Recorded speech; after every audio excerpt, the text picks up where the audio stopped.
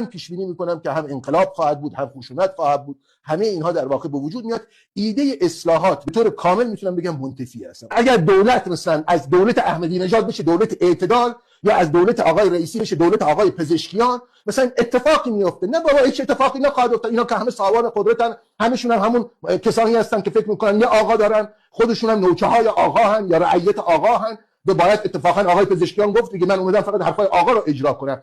مشکل این جامعه اینه که یک نفر کرده آقا، به او حق همه چیز داده، هیچ بازخواستی ازش نمیکنه، بعد تمام مردمان جامعه شدن رعیت و بنده. نه خیر، همه ما آقاییم. یه نفر اون بالا نشسته به مهدی وصله. حالا چرا به مهدی وصله؟ چون عبادت میکنه، چون نماز شب میخونه. که هر کسی میتونه مدعی باشه که آقا من ولیم. اصلا شما دقت کردین چرا این کلمه رو به کار میبرن آقا؟